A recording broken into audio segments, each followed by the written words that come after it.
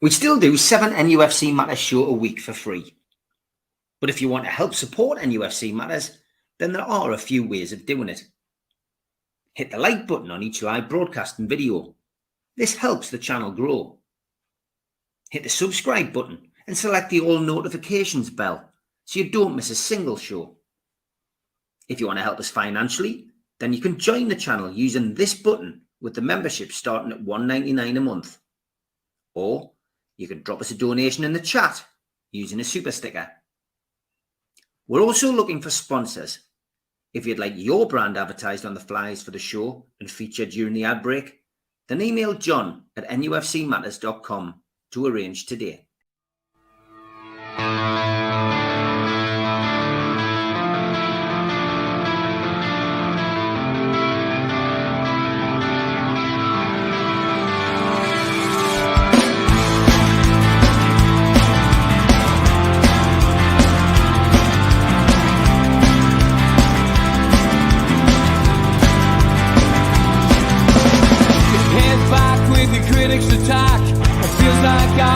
Talking to myself again, but it's the only way you're ever gonna learn. You look back and it's all in the past. I'm dwelling on the thoughts I cannot say to you. If I don't say the words that make...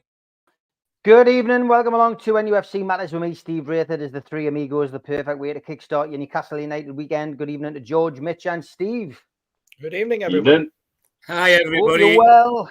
Hope you're well, chaps. Good to see you. And Newcastle United, of course, have a game this weekend. Premier League action. Games coming thick and fast. 5:30 kick-off tomorrow at Molineux. We'll get into the nuts and bolts of that later on. But we will start with news on Sandro Tonali. And George seems to have a slight delay, which isn't good because it means that he's about 5 or 6 seconds behind us. So it's probably the weather. But do you want us to boot it again? No, George, we'll ask you a question first, mate. We'll talk about Tonali first. I mean, interesting. I've just watched the press conference with Eddie Howe, and Eddie Howe, as always, basically batting with a straight bat, as we often know, gets eased into a press conference with Razor from BBC Radio Newcastle, who asked a couple of sensible questions about Tonali. But as the press conference went on, we entered into the territories of Louise Taylor. We entered into the territories of Martin Hardy. And, I mean, honestly, some of those questions that people asked today were absolutely frustrating. Even Scott Wilson from the Northern Echo, who often asks sensible questions. There was almost pandemonium at one point because people were talking over the top of each other. I found it quite unprofessional from some of the press today. I've got to be perfectly honest. And the reason for the confusion was that Eddie Howe answered a question at the start of the press conference and basically said, we haven't had official confirmation from Italy yet or FIFA as to who or what, the situation is. We don't know whether Tonali is banned or not. There's a lot of information that's come out of Italy, but we haven't had official communication at the club. Now, Eddie Howe didn't say most of this today. Lee Marshall did, who was obviously head of press and media. He had to keep butting in and interrupting the press and telling them. So although it's expected that it's a 10-month ban, it's expected that he's going to be allowed to train, and it's expected that he's going to have to go through rehabilitation over the next 10 months, it's still not officially confirmed, which leaves us with the ludicrous situation that everyone and his dog seems to know that this is what the punishment is, but it hasn't been confirmed yet. So as a result of that, Eddie Howe has had Sandro Tonali training, as he's allowed to, and Sandro Tonali is going to be travelling from Newcastle to Wolves, and, well, we'll be there probably now. I think they set off at 2 o'clock in earnest and hoping that he's going to be involved tomorrow. So we've now got the weekend. You'd imagine there won't be any communication over the weekend. What a ludicrous situation this is. It really is. And it all seems to be because the football authorities in Italy and potentially FIFA just haven't picked up the phone and told Newcastle what's going on, and maybe just expect them to read it in the paper and take it as read. But interesting situation, this, George. What do you make of the situation? And if it is 10 months, do you think that's a fair punishment? Not a lot to go on in terms of what's a fair punishment. It depends what you compare it against. What I find about it is that from the off, in fairness to the Italians, they have said that because he cooperated, his punishment might not be as bad as it might have been. So 10 months is half of something by the sound of it. And I think I have a sigh of relief when I read 10 months, because I had the horrors of thinking it may be nearly 2 years, which would be an absolute disaster. If it's true, he can train, then that's wonderful. It's wonderful for the club. More importantly, it's wonderful for him. So he's not cast aside and left to fret on his own, which I don't think he would anyway with our lot. But that was a worry to me, that the lad would be stuck wondering what the hell was going on for him, never mind anything else about the football club. As to the press, well, I've twice or thrice this week nearly pelted my phone because I was reading social media. It's something that some of the press were saying, like snidey remarks by Craig Hope, like, well, what did Newcastle think they're doing? Are they going to have an open top parade for him for Tonali next? Is that kind of cynicism just doesn't wash for me from a professional journalist. He was saying something sensible. Let's hear it. But yeah, that's what he said. They've celebrated that they're going to give him an open top bus parade. Well, Tonali's had nothing to do with that. He's just the kids just had to sit in the background and watch all of it go over his head. I think a slight relieved, or more than slight relief, Tonali, because it's out, it's finished, and that's the big problem for any addiction. Is at the beginning when you think you're in control, it's all secret. Well, it can't be secret anymore now. So he's got to let it out, and sounds like we might have people in place to allow him to let it out, and that would be fantastic. The press get worse and worse, in my opinion, as do the football authorities. The higher up they get, the worse they get to me. Whether it be UEFA, whether it be FIFA and the Italian authorities, and our own Premier League. I mean, some of the stuff they do is beyond any other business that did the sort of things that the Premier League do would be out of business very quickly. They really are. Ivor Broadus used to call them the Blazers. I don't think he was far wrong, because they're still the Blazers as far as I can see. Because that's about the only credit they can get, because they wear the colour when they're representing the Premier League. So it's you've outlined it, Steve. It's a mixed bag. We don't know is the short answer, and until we do know, and Eddie Howe's right to say he doesn't know, we should play him. We should get every minute we can out of them legs before he disappears, and if he can pick up where he left off on Wednesday night, he wasn't on that long, but while he was on, he made an impact. You know, there's a bloody good footballer in there. I can see why we bought him, and now we've got an opportunity to make him even better, I think. And let's get on with it. But all this speculation and press hounding, so they can get a headline or an article, it's just pathetic, and should treat it that way. Okay, Mitch, what's your views on this? It's been a bit of a mess, hasn't it, from the from the Italian side of things, I think. Yeah, we are again in a digital world where I'm sitting talking to you, probably with better internet than my dad has, 3,500 miles away. And we can do all of these things at the touch of a button or the touch of a screen on my smartphone. And yet we live in a football world where transfer deadline day still revolves around people sending faxes. And so this is just another example that football authorities, when it comes to the crunch, seem to be stuck somewhere in the 1980s when it comes to applying technology and common sense to certain things. We don't even know what the actual terms of his ban are going to be. Will he be allowed to train for the full amount of time, for part of the amount of time? Will he be allowed to play for the under-23s for the full amount of time, or the part amount of time? Has he got to serve the ban in Italy? Has he got to serve the ban in the UK? None of those things, which I would say are essentials for planning that player's recovery and rehabilitation are just not there, and they're not clear, and they're not being made clear to us. And the press can have a go as much as they like, but they never seem to have a go when every transfer window Spurs seem to sign a player at midnight because the fax was delayed. And so they play this game where the technological hiccups and insufficiencies suit one way, but it doesn't suit this way now, because suddenly we're getting another game out of Tonali, which, to be honest with me, my dad's right. In my opinion, we need every minute out of his legs we can, especially now with the injuries we're carrying. And I think we've got a player who's motivated to deliver everything he can for it. And I think really we're looking at a situation where, again, football authorities have this inability to communicate clearly and properly, particularly when it's across jurisdictions.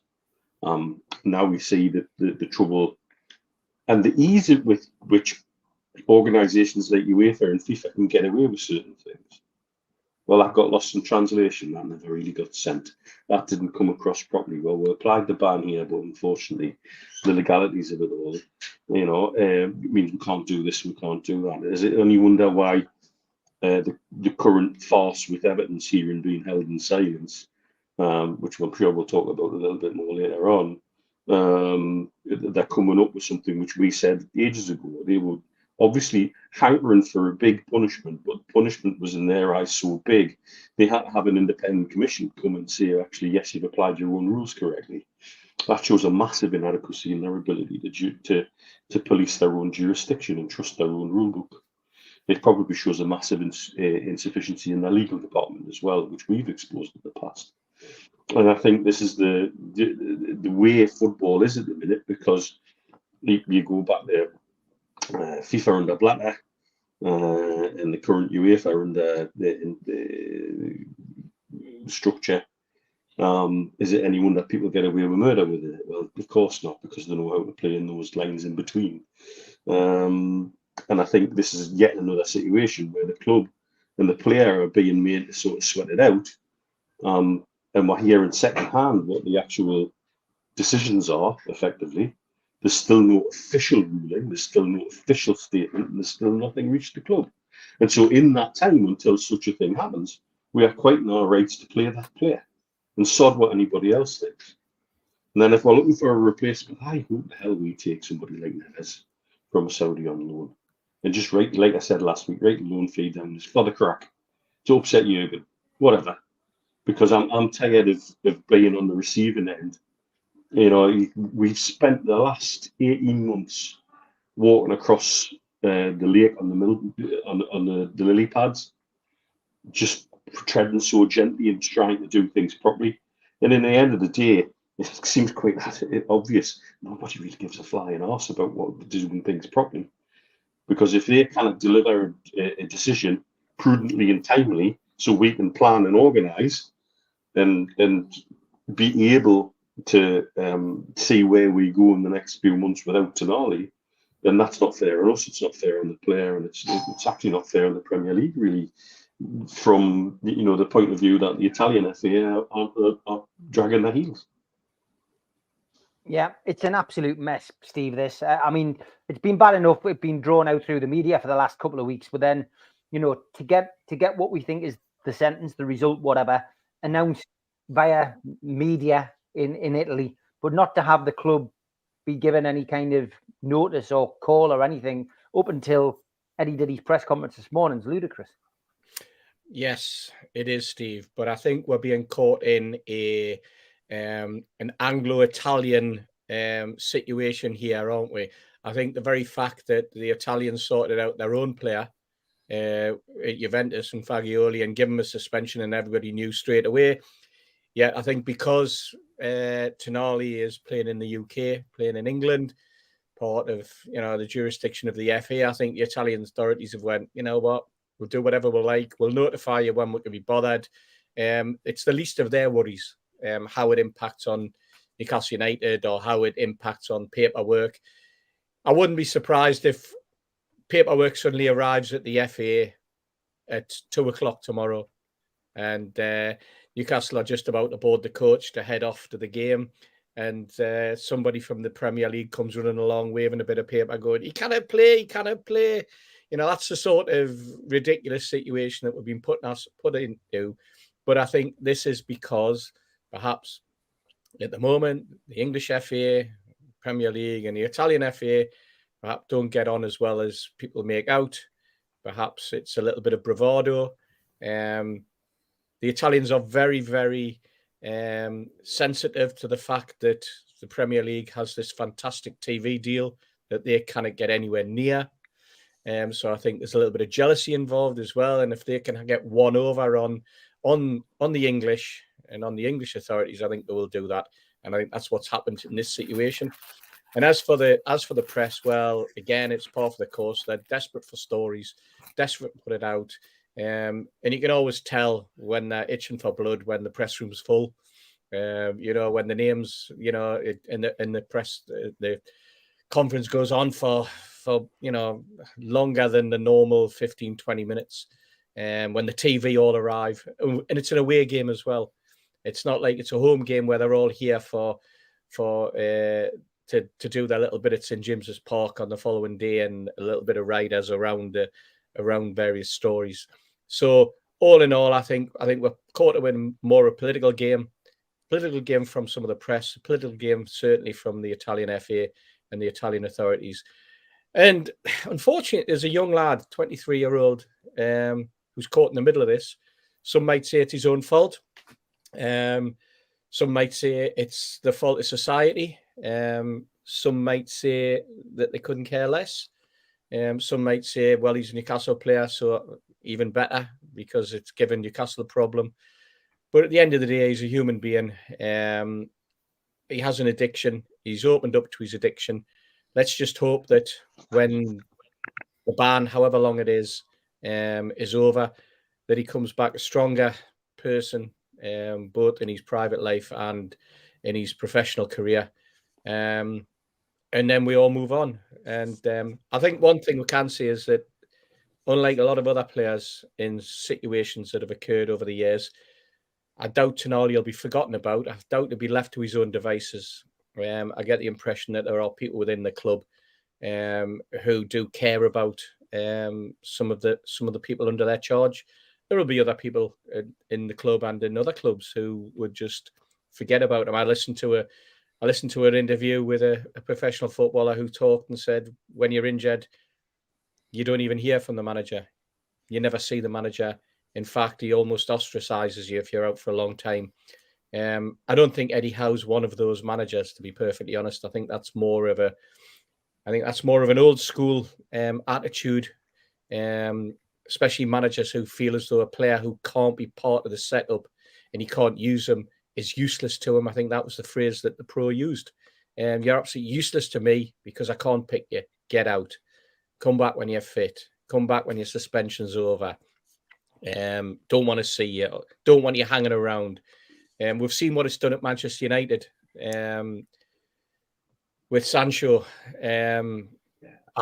Badly put together. Let's hope that Newcastle have taken heed of that and looked at it and realised that's not the way to go with a young lad, no matter what the problems are.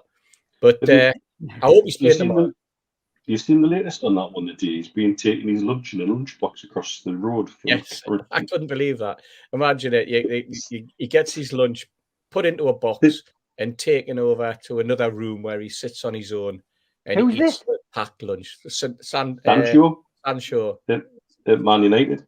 Wow. He's not just barred from the training ground. He's not allowed to go and eat in the dining hall in Carrington. They take him to another part of the complex and he's taking his dinner in a lunchbox and he sits and eats his lunch on his own. I mean, that's not man management. That's bullying. Yeah. That's the worst form of schoolboy detention you can get. I'd give being forced to also pack lunch. Go on, George. Give you a parallel.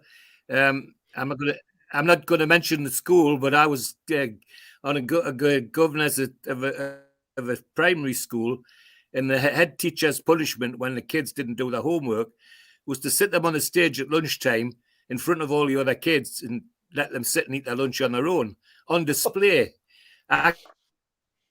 came home and told my Marjorie, she phoned social services, and that was the end of that. That stopped that. I mean, that's punishment. That's wicked. Absolutely wicked.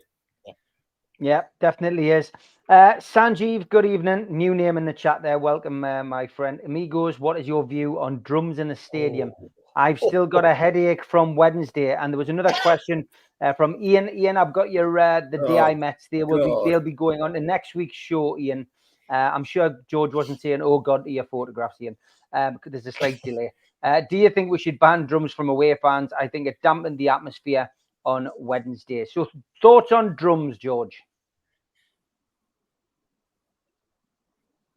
Well, I said to the lad that sits next to me that if I was up there beside them, the bloke with the drum would be going home with a smile on his face and one stick short. Really, truly, it's just too much. It's like we've got some as well. I mean, we've got some as well. I mean, those idiots that go around with the band, with the trumpets and all that sort of thing. I wouldn't want those next to me. The singing, the singing's great because that's the supporters doing it. But heavy musical instruments, good God, and those drums were real. I mean, yeah, I'm not surprised he had a headache because if you're anywhere near them. But my view was fairly simple. That if I'd been up beside him, he'd have been a stick short, and well, you know where you would have found it. That's for sure.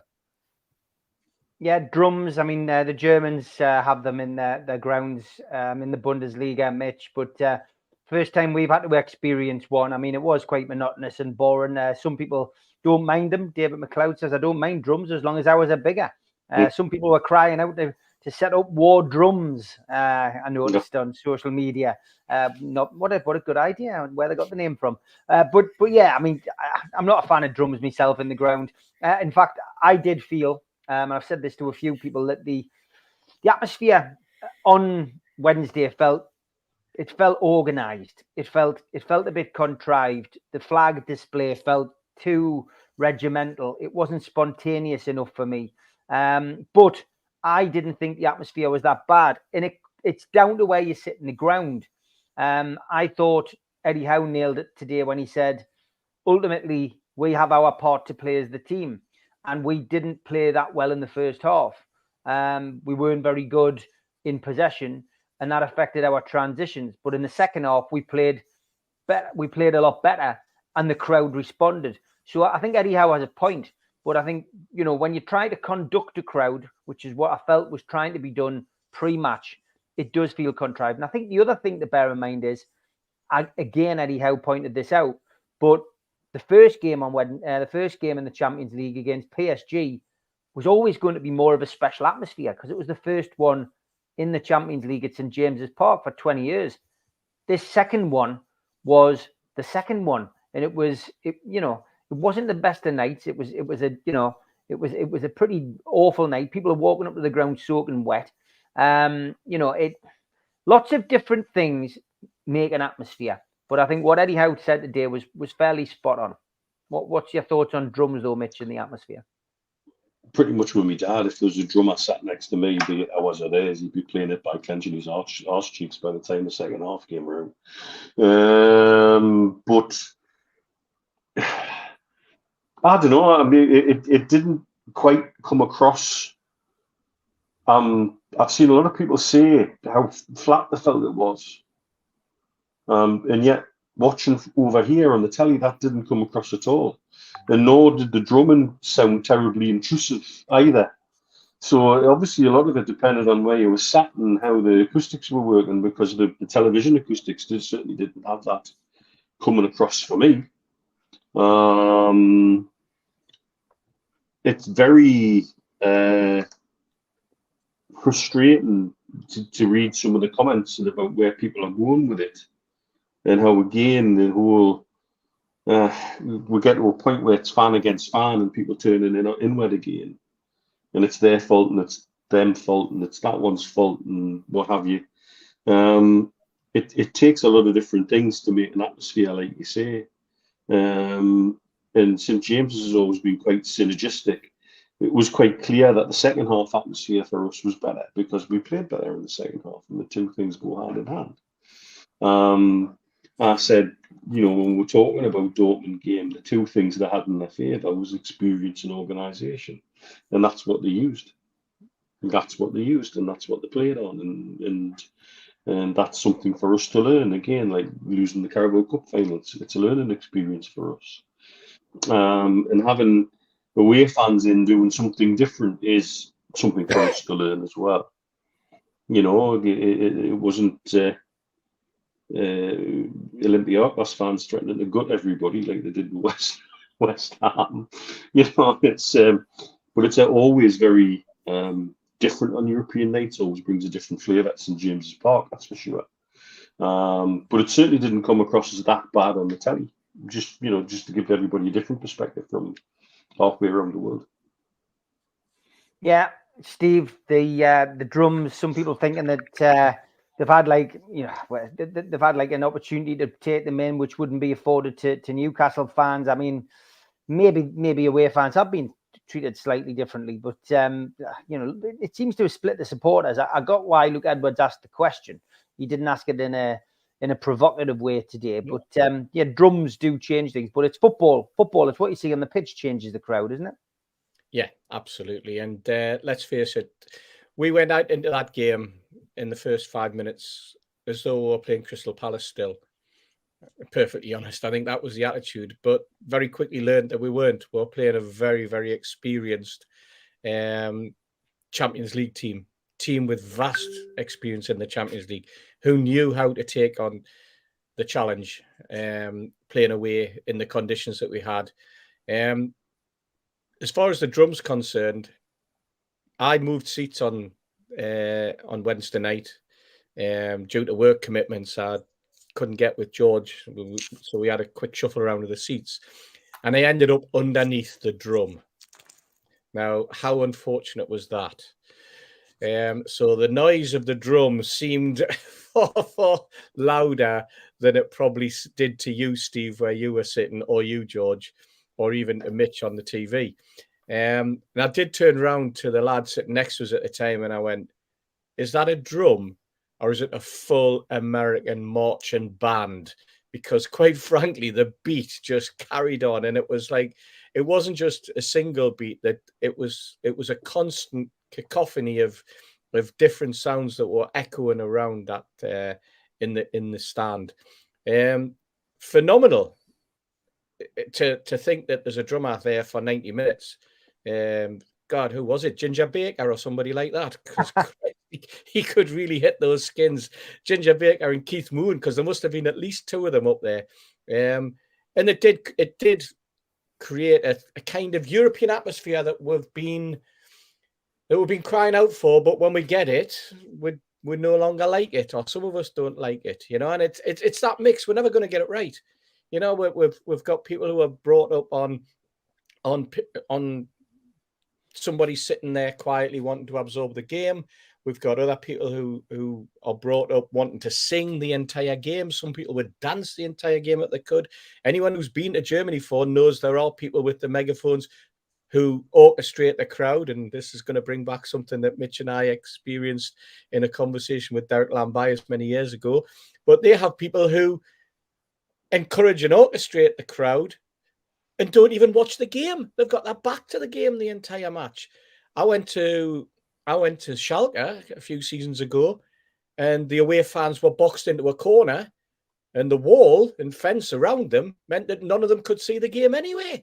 Now, what's that all about? So you had this cacophony of noise coming from the away Hertha Berlin fans, but not a single one could actually see the game because they couldn't see over the fence. That was a wooden fence blocked out completely. Couldn't not a gap in it, So the Germans have some strange habits when it comes to fans. How they treat away fans is different. When you go to a Bundesliga to how they treat the home fans. And I thought the club got it right, to be perfectly honest, in terms of letting that friendship and that sort of camaraderie develop. I was with Dortmund team for the 3 days, and specifically the under-21. So I experienced a different side of what was going on during the week. and the work that they did alongside Newcastle United, and especially again at the under 19 game. So it was an interesting experience. But if I had the choice, I wouldn't have sat under the drum. Let's put it that way.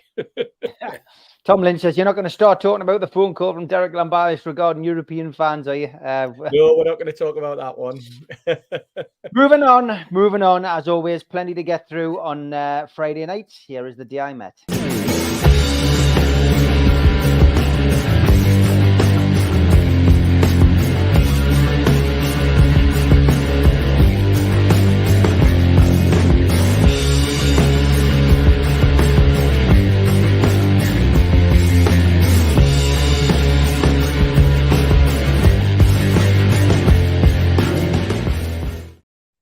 The day I met, where I asked you to send in photographs of you meeting somebody from Newcastle United, past or present. This is one of my favourite ones of the season. This from Mozza and from Alan. So there's Keegan, there's Eddie Howe, and there's Mozza, just next to Kevin's hand. Nice one, Mozza.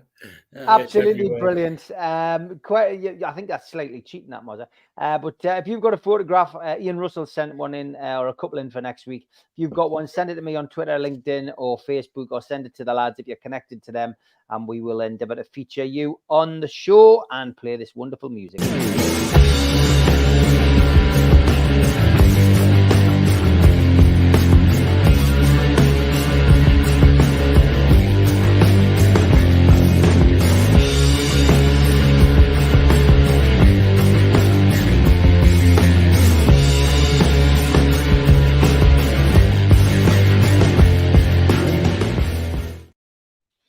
Okay, lots of people have lots of points coming in. We will get through as many as we can, as always. And where do we want to go with this one?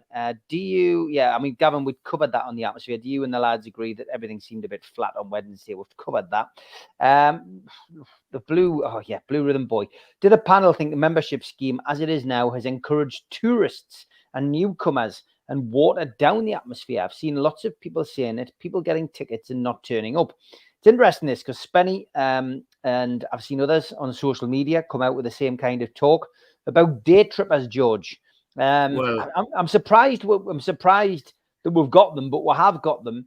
And I think a lot of it's to do, unfortunately, with the way that the membership scheme is being used by touts, because there is touts, whether you like it or not. They might not be outside the ground anymore trying to flog you a ticket. But I think what's happening, George, is I think there's been tickets purchased, however they're managing to get them, and they're being put out onto the market, and people are buying tickets. And Spenny in particular, who does the fans forum, as you know, George, with you, mentioned people were purchasing tickets online for the game, £200. He bumped into people who didn't even know what the Gallagher end was. Hadn't been to a game for 20 odd years. It was a bit of a mixed bag, shall we say, the other night for the Champions League, and it does leave you scratching your head a little bit. But yeah, I mean, the membership scheme thing is something which I don't want to spend too long on it, but it does seem to be still causing problems, all of this, George, and people are still getting a little bit irate on social media about it. And I'm not surprised. I was with Spenny on Wednesday night for quite a bit at the food bank, because he came to see us. He owes us a hot dog, and he was desperate to give us it on Wednesday night, but I didn't want it. But I was with him when he was talking about that, and there was half a dozen lads from Scotland, and they're the ones he's talking about, who had tickets for where they were, and they didn't even know they were at the Gallagher end. They didn't even know which part of Newcastle they were in, never mind which part of the ground, and they'd bought the tickets online. He's right, 200 quid a shot. Now, you can say it's the membership scheme. Well, I'm sorry, I go further than that.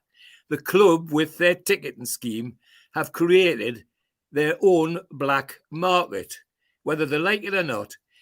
I mean, to be fair, if a supporter's given a ticket to a mate or a relative and they're going in and enjoying the game, that's smashing.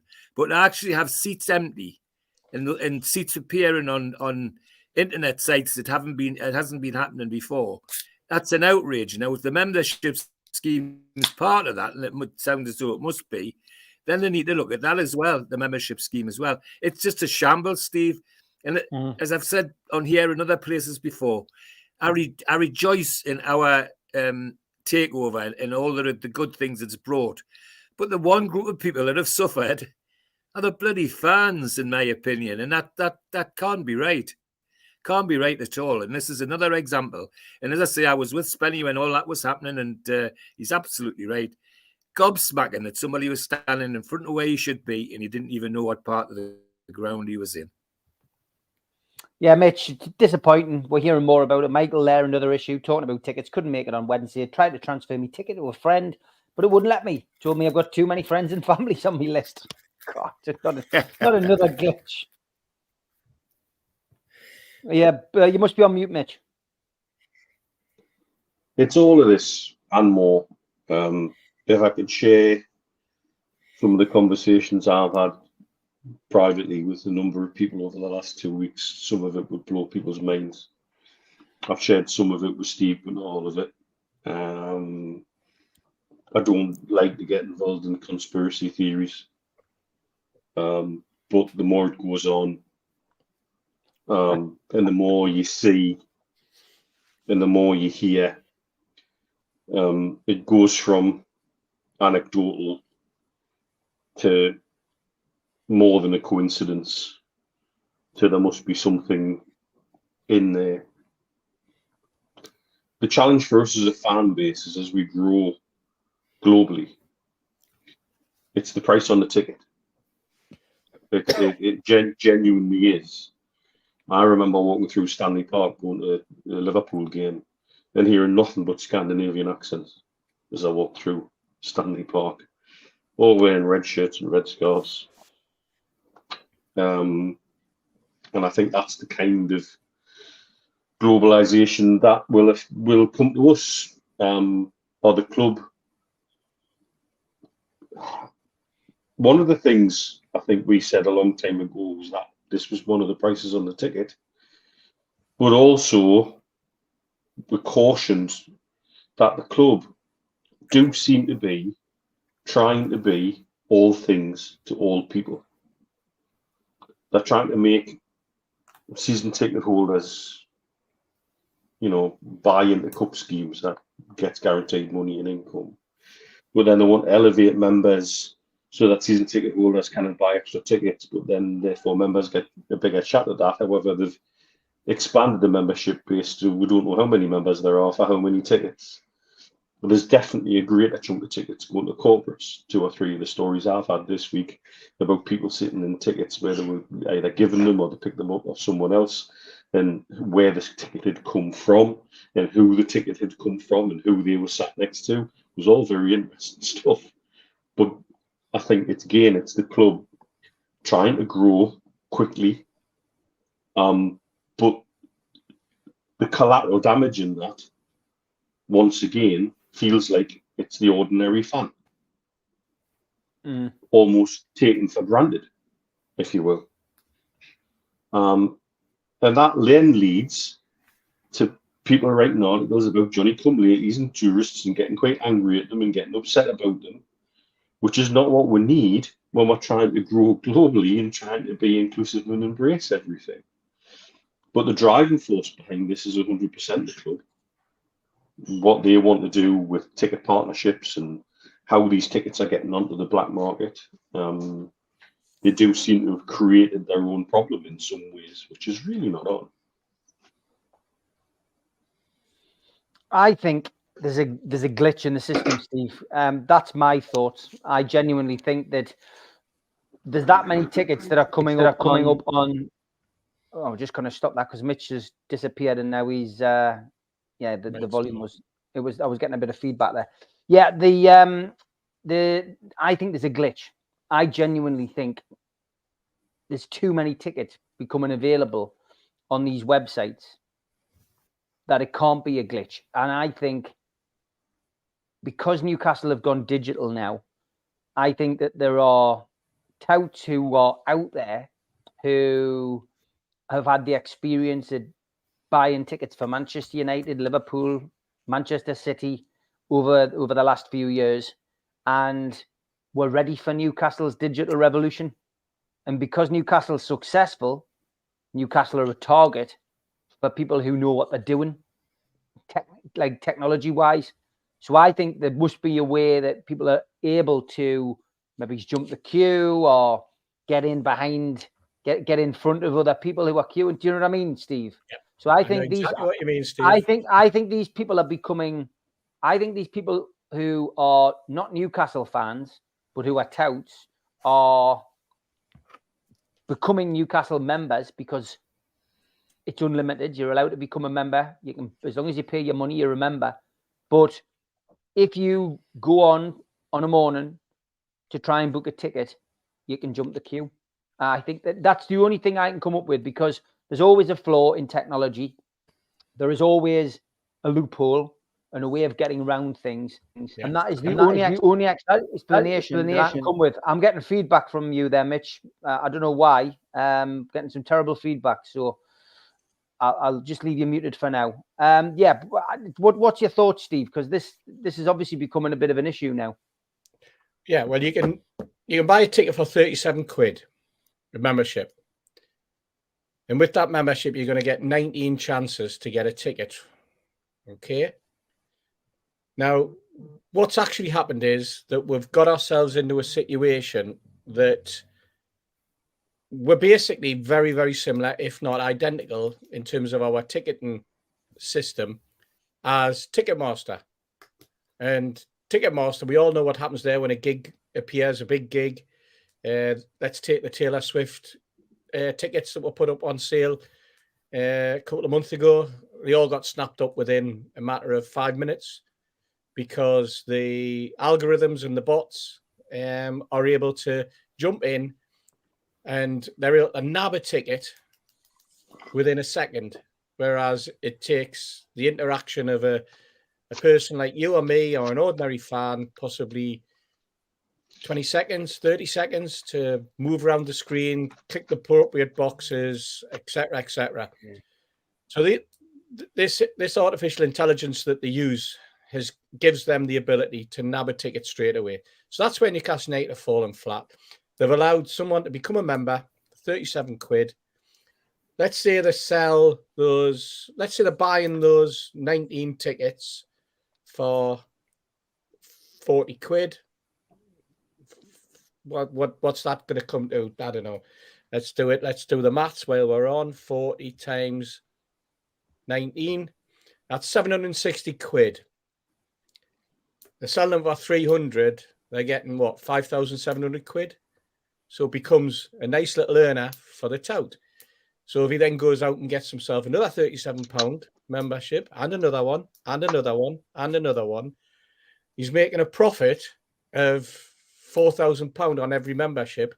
He's got a system, because he's operating using a bot. He's got a system whereby he's jumping ahead as soon as those tickets come on sale. So we're chatting about it with a friend today. When you go onto that membership site and you go to choose your ticket and you see it flashing and then disappears, that's because the bot's got in before you. Not because Mitch has got in or George has got in or you've got in ahead of us, Steve, because the bot got in. As soon as the ticket came available, he's nabbed it. So whenever you're trying to get it, you think you've got 20 seconds, 30 seconds, but using that artificial intelligence system, they nabbed it. So there you go. So that's part of the problem. But they brought in a system with no safeguards that's basically a direct copy of something like a Ticketmaster is going to be using. And as I say, you've seen it at gigs, you've seen it at concerts. I don't think it's fans selling on to fans. There will be that occasion.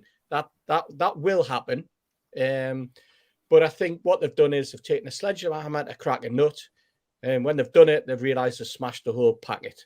You know, when they've swung that sledgehammer, it's smashed everything that's in the bag. And they only wanted to smash that one nut. And unfortunately, they haven't managed it. The problem with the ticketing was never the home tickets. It was the allocation of the away ticket that some people had an issue with in terms of not being able to get to away games. The away ticket allocation has been shrunk somewhat because of corporate. We know that. We know that anecdotally from talking to people who travel home and away constantly, have done for years, and they're noticing that when they travel to games now, they also know that certain club sponsors are getting more tickets than ever before. We know that corporates used to get maybe 2 tickets. Now they're getting 4, 6, and 8. They're getting offered tickets for away games. I know of people in the corporate area I know of one particular guy who wanted to get a corporate ticket for his wife for an away game. He's a corporate ticket. Sorry, not a corporate ticket. He wanted to get an away ticket for his wife to travel with him. He already has tickets in the corporate area. And when he said, when do I apply? Because she's only got 20 points and I've got, I think, 150. But when's the best time for me to apply so we can get seats sitting together? He was told, oh, don't worry about that. You're covered, mate. You're covered. And he was going, I don't want to be covered. I want to go by the proper way, because I want to look the people that I travel with in the face and say, we got our tickets legitimately. We got it at the 20-point ballot point, and we both picked them up. But no, it's all right. We'll sort your wife out. We'll sort you out. It's what he was told by someone in the box office, and he was horrified by that. Look, there are instances like that, and I think I've heard of one or two other things which I need to explore a little bit further before I'll come back on the show and say that's a definite. If what I have heard is true and is something that's there, then I think it would probably blow an awful lot of people's socks off as well. Well, I'll give people a flavour of one of the conversations I've had this week without naming names. I've had a conversation with somebody who's one of our main sponsors. And one of his KPIs is to make sure all the tickets he gets given are used. Because last season they didn't all get used, and he got his arse kicked for it. So it's an easy way to get them. and I sort of sat gobsmacked for a little bit, thinking, well, how many tickets are we talking? And it's a lot more than you think. And are they ending up on resale sites? I've got no idea. But if he's under pressure to make sure his tickets are used, I don't think he's doing it irresponsibly, by the way. I think that's why he wanted to reach out to Newcastle fans, to speak to Newcastle fans. But it's, I find it amazing that's, the one of his measures of success is to make sure all these corporate tickets get used. Not just handed out, but get used. Yeah. Okay, just to keep Bill happy, we'll move on from tickets because I know he gets frustrated. John Askew, good evening. He says, there's a theory going around that our last transfer window was poor. I've never believed it and don't know. What do the Amigos think? And in view of the injuries in the Tonali situation, do we need to revise our expectations for the season? Well, I'll answer first. I don't think the transfer window was poor, John. Not at all. I don't believe that at all. And I'm not sure who would even think it was a poor one. And I think Eddie Howe was happy with the squad when the season kicked off. But by his own admission, and we all know this season was going to be different because ultimately the Champions League has, arrived. Newcastle are playing more games. They've progressed in the Carabao Cup. It's always going to be difficult when you're in every single competition.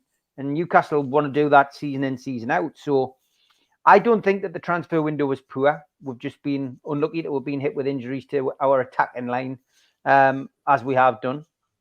And, for me, I think depending on what happens with Tonali and depending on what happens with other players moving forward over the next 2 months, depends on what we do in January. Eddie Howe says he's not really concentrating on it. He's got an eye on it. But Dan Ashworth will certainly be, looking at things and planning things. But I don't think it was a bad transfer window, George. What do you think? No, neither do I. I thought it was quite a good one. It didn't disappoint me at all. The squad that we've got, we should be should be okay. I was absolutely delighted, for example, on Wednesday to see Willock show his face. I didn't expect him for another couple of weeks, and there he was last night. And others will be coming back in slowly but surely. So I'm not that devastated about it, but it certainly wasn't a disappointing window. I mean, we filled in places where I hoped we would, and we filled with quality. I mean, the little I've seen of the younger ones that have come in, I can't wait till they get involved in the first team squad regularly to put a bit of pressure on some of those that think they own the shirt. So no, I'm not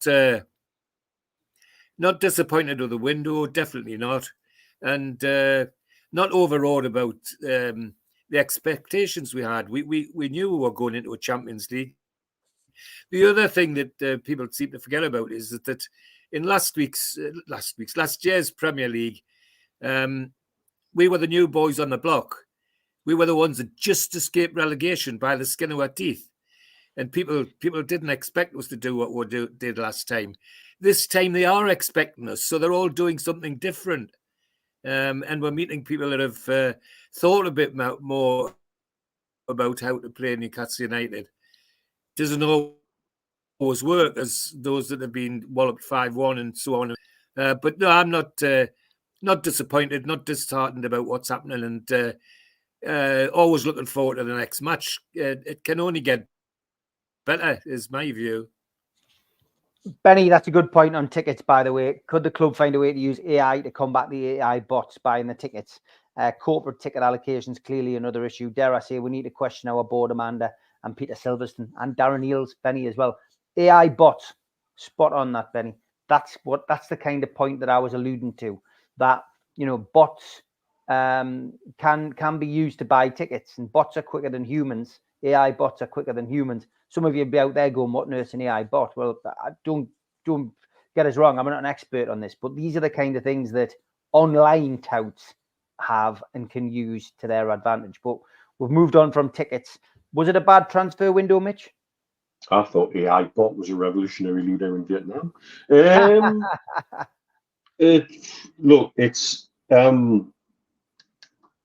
We've been exceptionally unlucky with players we've brought in that window. Barnes has picked up a foot injury that football players rarely pick up.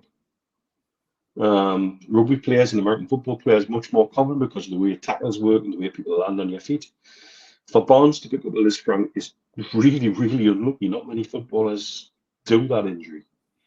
Could we have predicted the Tonali situation? Well, I think that's a very good question for the recruitment team, and to ask the player and the selling club about what they may or may not have known. And I'm quite sure things will be taken in that direction once we know exactly where we're at with it. So for those two, if anybody had Lisfranc injury and gambling addiction on that bingo card, very well done, because I wouldn't have picked that. And I think that's what taints the window, as you look at those two signings. And we've effectively lost them for significant chunks of the season, and in Tonali probably till the end of the season. And you have to look at his situation, like I said last week, like it's an ACL or something like that. Treat it like that. And yes, it will probably change our opinion come January about what we might want or not want to do to change and add to the squad. Livramento and Hall are being brought in with the future in mind. I'm quite sure of that. And I think in time, once again, come back to the same statement. We progressed to the last round in every competition we're still in. We'll play 60-odd games. Triple cannot play 60-odd games. So that's what they're there for. They're there to bolster the squad. I think there's a lot more in Hall's locker than people realise. I don't think he's going to end up as a left full-back. I think he's been brought in with something bigger in mind. Also, this might be an opportunity for Eddie to say, right, these are the players we've got. Do we need to think about a reshifting system to maximise the players that we've got in certain positions? There's certainly a number of different ways he could go, but only he knows whether he's prepared to do that or he wants to stick to the system he's got and therefore use the players we've got in the roles that he envisages. Got no doubt in my mind that we'll now see Gordon reprise his role as a central striker as he did for the under-21s in the summer. Because I just can't see Callum Wilson playing 5 games in a row and his marshmallow muscles lasting that out. It's just not going to happen. He needs rest, recovery, etc. I know that in terms of it sounds like Isak's injury maybe isn't as bad as they thought, but either way, there's going to come a time soon where he's probably going to be asked the question, can you play through this? And that's a risk. That's a big gamble. And a gamble that I would rather we didn't take. But we might have to. So I think the window is not the disaster it is. I think we've been exceptionally unlucky in terms of how 2 of the main ins have picked up time away from the first team for different reasons. Don't think we could have predicted that. And I think the rest will all get their chances and all get used at some stage. And so, and I'm quite sure going forward, January, I've got no doubt that midfield will be added to. And I've got no doubt that we'll think about what we can do up front as well. Yep, Steve, lots of people having their say about the transfer window. I think most people think it was good. We've just had no luck with injuries, as Mitch has alluded to. Harvey Barnes and Tonali are 2 biggest signings, both sidelined for a prolonged period. Eddie Howe claiming that potentially Barnes could be back as early as December, which is slightly more, which is, happier news, but confirming that Elliot Anderson had woken up after the Crystal Palace game with a bad back and he's out for 2 months. Obviously, we're now going to be without Isak potentially until the international break in November, which means he's going to miss 5 games, 5 key games. And of course, we've got Bruno teetering on a suspension with 4 yellow cards at the moment as well, which could add insult to injury. Not to mention Jacob Murphy, who's dislocated his shoulder and is now in the same position to anybody who does that, really. You either go in for surgery, which means you're laid out for a few months, or you play on with the risk of it popping out again. So lots of bad news, really. The only good news, of course, the return of Willock, and of course he'll be treated with kid gloves. Sven Botman, of course, still on the sidelines as well, potentially a couple of weeks away from a return. So yeah, lots of problems, but this is what comes with playing games. And again, I'll repeat, I don't think it was a bad transfer window, Steve. No, it wasn't a bad transfer window. The only criticism I had was that we didn't pick a striker up. I think like the vast majority of people, we thought going in with 2 strikers, considering Anthony Gordon as a striker when really he's a goal scoring attacking midfielder for me. He's not the target man, but now he's going to have to play in that sort of restyled deep number 9 in the pockets sort of striker, buzzing all over the place and dragging people up in the hope that some of our midfielders can then exploit the gaps that he creates. So I think not getting a striker, a proper striker, a goal scoring striker that we would class as a number 9 was probably the only error. Everybody was making a big thing about whether everybody, did Milan know about Tonali before he was sold him. That then puts into question the due diligence that we took on the player itself, because obviously we didn't know as a football club that there was a potential suspension hanging over him, or even that he had this particular problem. Maybe we did know about the problem, but we didn't know about the suspension. But I look back at the Tonali signing and I think it suddenly all became very rushed. Because all the way through, his name never got mentioned and we were just talking about Barella instead. And then when eventually, it looked as though Barella was the signing that was on his way, Barella turned around and said he didn't want to come. And within a matter of less than a week, it was Tonali. He's signed and he's here. And he's coming in on an aeroplane. And I wonder whether we did rush it. I wonder whether we didn't dig as deeply as we maybe did with Barella or we'd done with other players. If there was a question mark about the signing, it would be a question mark that I would level at the names that came up before. The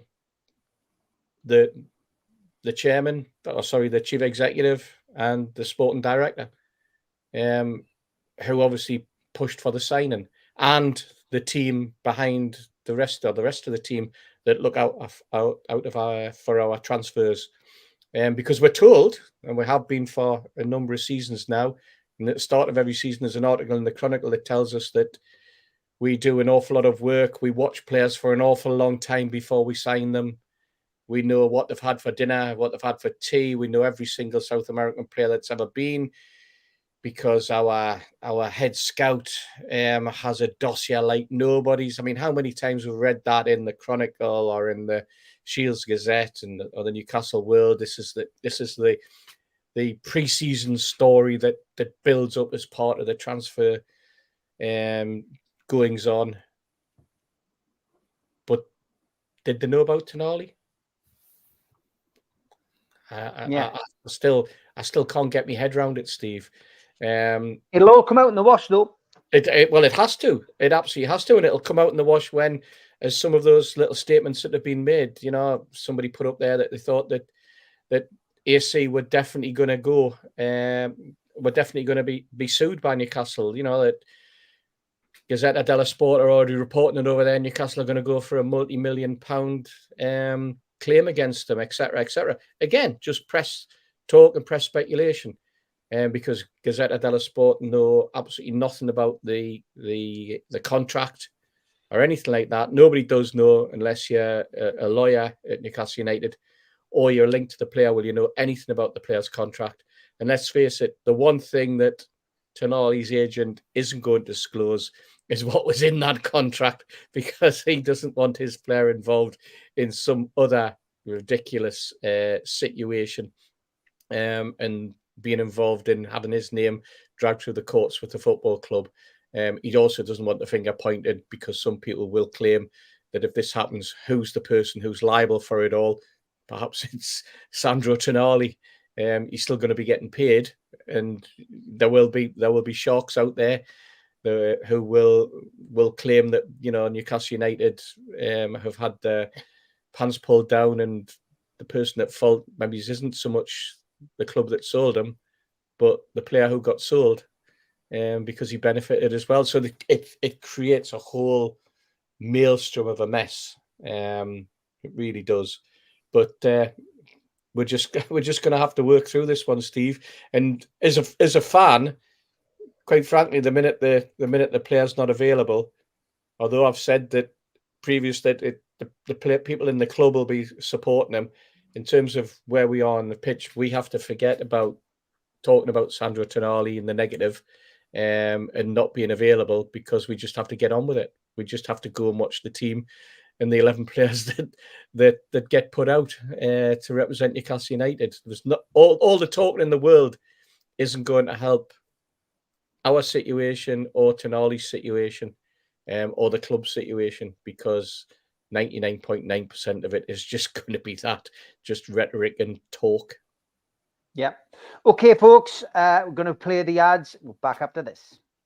A big thanks to all our sponsors: Skips and Bins, telephone 0800 25 45 25 3, email inquiries at skipsandbins.com, website skipsandbins.com, easy contract free and pay as you go waste collection. Thanks to Mr. Vicky's Sauces, handmade in Cumbria. You can find out more about them from their website, mrvickies.co.uk, or by calling 01768 210 102. Thanks to Media Arts for all the help with the video side of things. And thanks to United Group Travel, UK coach holiday firm based in Morpeth. There's no strangers on their tours, just people you haven't met yet.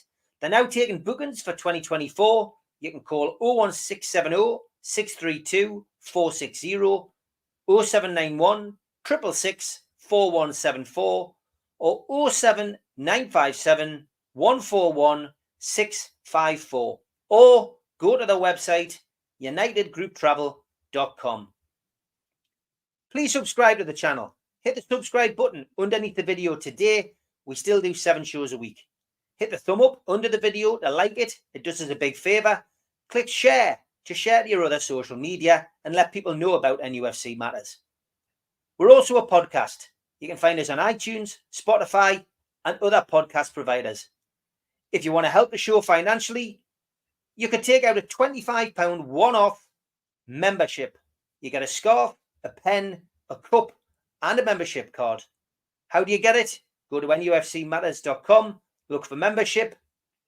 If you've got a smartphone, then put your smartphone over the QR code and it will take you straight to that section on the website. We also support the food bank on this channel. You can donate to the food bank today by going to nufcfansfoodbank.co.uk. We do support events on this channel as well. If you've got an event, please send it in and we'll promote it. The Tyne Theatre and Opera House are doing a Keegan, Beardsley and Waddle event, the Class of 84, 25th of January 2024. Book now by calling 0844 249 1000. And the Tyneside Irish Centre, they're doing an event with Frank Clark and John Gibson on Thursday, December the 7th. You can get tickets from nufcmatters.com and they are priced at £15. There's also some tickets available on Groupon. Don't forget, you can catch me 5 days a week, Monday to Friday, with Rye, Dave, and Daz on the Northeast Footy Brekkie Show, 7 till 9. And you can catch us on the Red, the Toon, and the Cat, and on Toon Radio's website. WhatsApp us on the day 0330 043 2002, the perfect way to start your day. Okay, it is time for Tweet of the Week.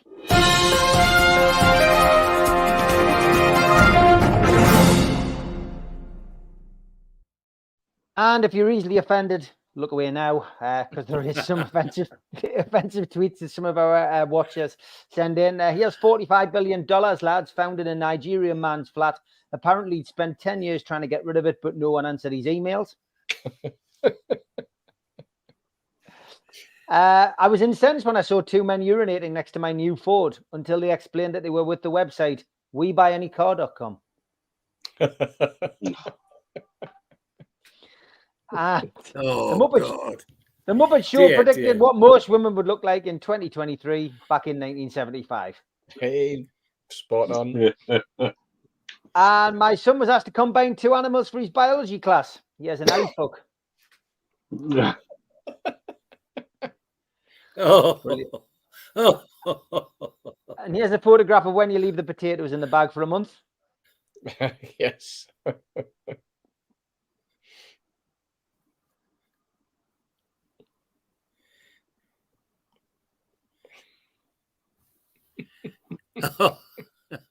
Yes, I disappeared there, lads, with an internet glitch, unfortunately. Yeah.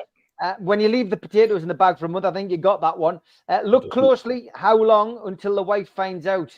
Can you see it? Oh, lads? brilliant. Brilliant. That's fantastic, isn't it? Yeah. Star Wars. There's Darth Vader. Can you see him? Boba Fett at the top. Absolutely brilliant, that. Cheers for that one. Happy birthday, daughter. I hope you like the gift. That's excellent. He's happy. He's happy, yeah. And another child one here from Ian Hull. Apparently, my kid doesn't know how to spell pennies. I love pennies. Oh. There's the leprechaun coming in saying, I smell penis. And the wheel can wait. I decided to invent the razor blade first, says the caveman. Yeah, me. Couple of restaurants, Well Hung Cock and Fishy Minge. Thanks, Paul. Don't fancy a Chinese after that, mate. And when Usain Bolt finishes in 9.8 seconds, and when I finish in 9.8 seconds. Trials and tribulations. Things adults shouldn't believe in anymore. Santa Claus, the Tooth Fairy, the Easter Bunny, and Manchester United. Nice one, Dewey. And for the Amigos from Sam, he says, the lads have come a long way for the game. It was Yoda, Chewbacca, and Darth Vader at the match. Is that Vince there? Did they have tickets? The membership scheme. Bought them for 200 quid at the Han Solo bar. Tweet of the week from Jimmy. Something tells me that Roadrunner and a coyote were somehow involved. And Halloween's on its way, lads. I did like this. Michael Myers' mask from Halloween was in fact a Captain Kirk mask that they cut bigger eyes through and brushed the hair and painted white. Now, did any of you know that? I didn't know. Yeah, I did. Oh, you did? I think they turned it inside out as well. Ah, right. Okay. Well, there we go. So there's your Halloween treat for this week, lads. Sarah, it seems you've been drinking. Could you say the alphabet starting with M? Malphabet. Alphabet. And here's some evidence of global warming, lads. 1900, 1940, 1980, 2000, and 2020. Hello, this is your neighbour from downstairs. Stop emptying your ashtray over the balcony.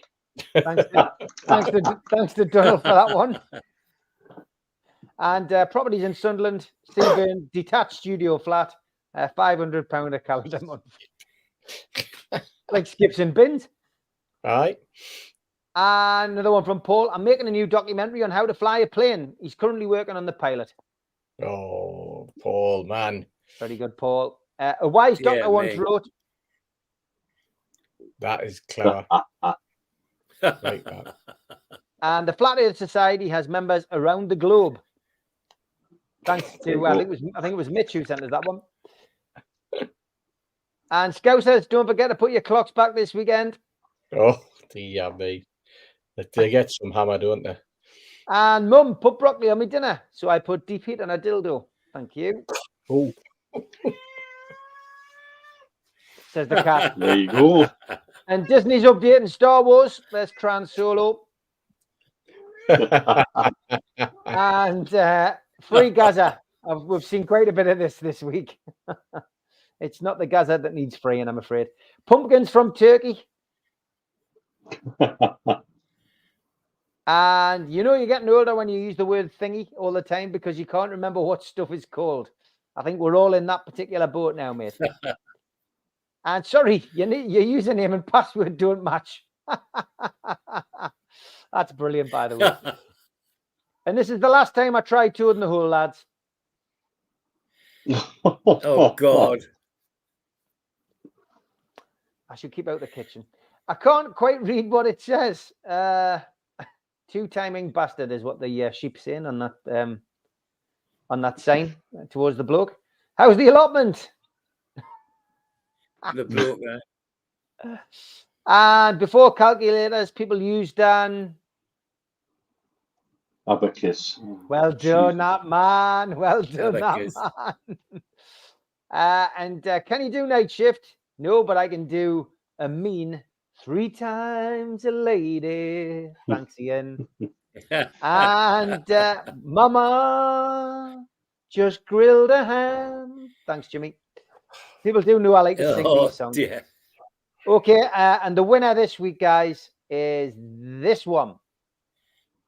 Very steep and too high. This is an actual review, lads, on Ben Nevis. It's an absolute corker, this. This was almost a full day's climbing. And my girlfriend was crying at some point. We were climbing Mount Snowdon. It hasn't even got a pub or a restaurant or toilets at the top. Luckily, we brought some sandwiches and drinks. So anyone climbing this, be warned, there are no facilities at the top. The climb basically went on far too long, and the last part was particularly steep and difficult. It was also cloudy at the top, as the view was non-existent. The long walk back down was boring, and again took too long. Brilliant. That is absolutely brilliant, that. Absolutely brilliant. Keep your tweets coming in, folks. We will endeavour to put on as many as we can each Friday.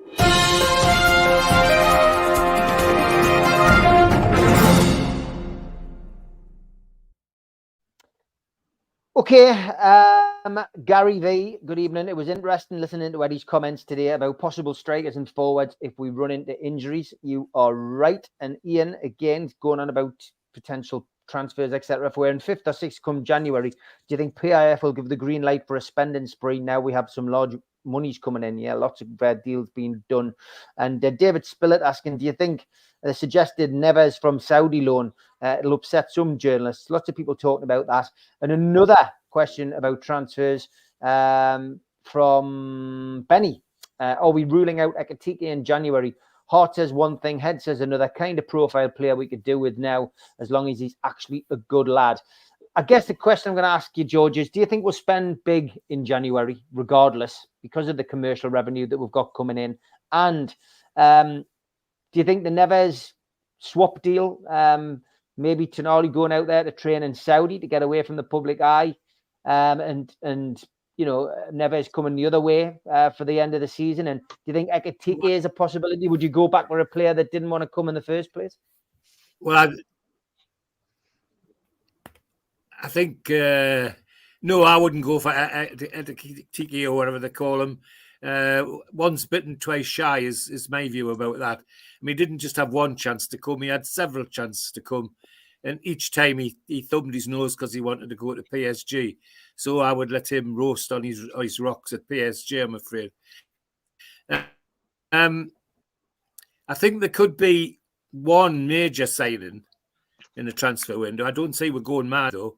On the other hand, have we seen all the revenue that's coming in yet?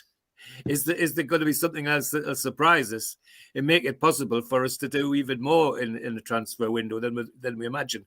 But I think there'll definitely be one major signing, and I hope, so the lads, I think, is that it be another striker, a very positive striker.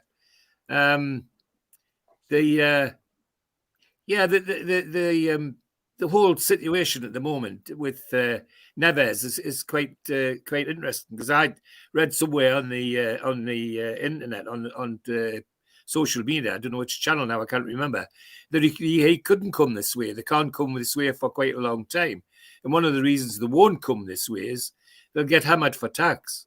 They get hammered from the inland revenue, because they go out there on an exemption, and they lose it all when they come back, if they come back too soon. So there's a lot of thought that won't happen, because the player wouldn't do it anyway. And I'm not sure I want to see we're playing games like that, using the Saudi connection in that way, because it feeds the narrative that we're up to no good, and that just isn't for me at all. So I think yes, probably one good player, big signing, maybe secondary signings, depending on how much revenue we've got, but not the guy who went to PSG. No, we could do without him. Okay, Mitch, transfer window thoughts. Who would you bring in? Do you think is Neves a potential? I think the breaking news at the minute seems to be that FIFA have granted the Italian request for Tonali's ban to be extended worldwide, and it's effective immediately. So he's probably ruled out of tomorrow's game, and that's from the Athletics Serie A correspondent James Horncastle on Twitter /X. So that's rubbish. But there you go. At least we know where we're at finally. So it was FIFA holding it up. Like I said, football authorities in that antiquated way of communicating. It's ridiculous. Transfer window, we've got to bolster midfield, and we need to bolster up front, in my opinion. Ekitike, if he's available and Eddie still rates him, I'll trust his judgment. But very much we are in the driving seat when it comes to that potential transfer, not him this time. And certainly not his stupid agent, who I think probably cost him his move. But again, I'm sure there's a list of candidates and a list of people that we want, and I think as Mark's right. I think it is inevitable that we'll try for a real top striker at some stage. But I also think the one for me that I see is Calvin Phillips and Eddie talking openly about Calvin Phillips at some stage, which is unusual for him. And I wouldn't be unhappy with that signing if we could even get him in on loan, or loan with an option.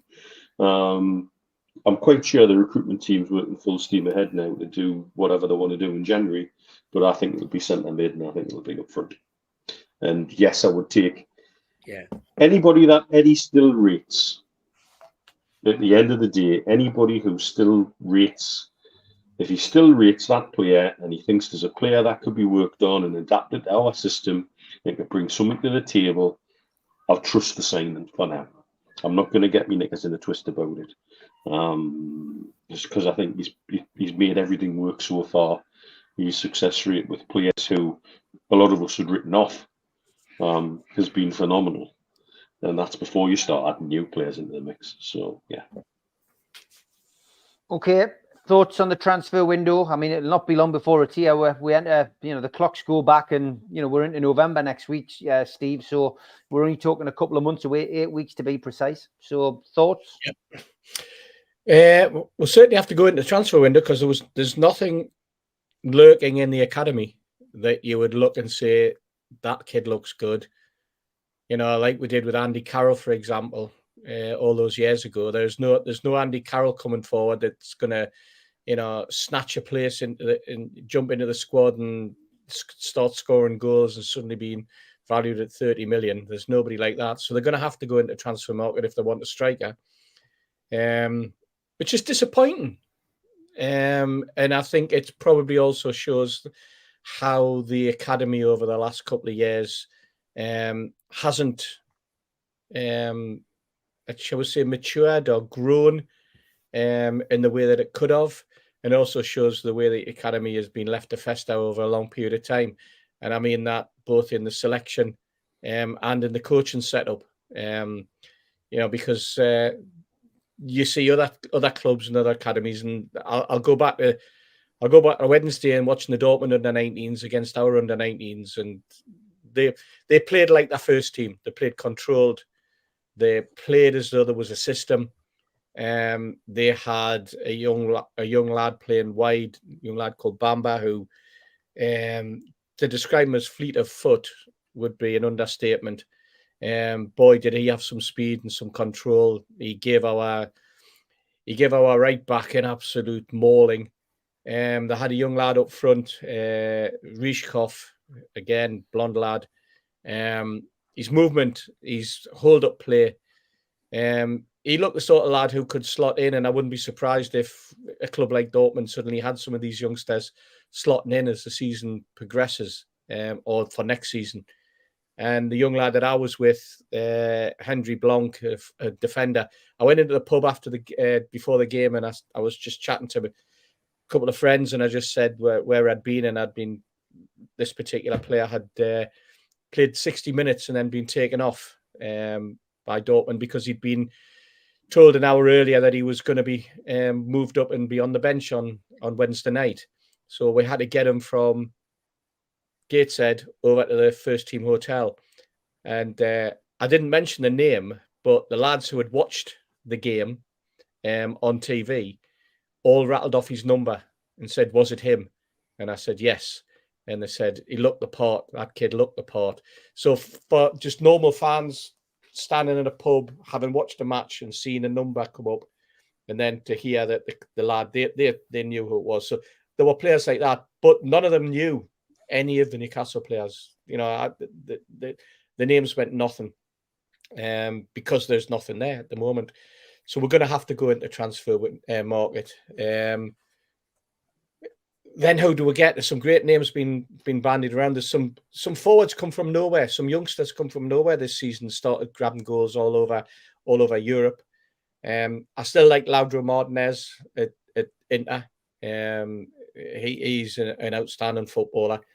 There's a player at Everton who I like if only he was fit, who I think would fit in perfectly with what Eddie Howe does.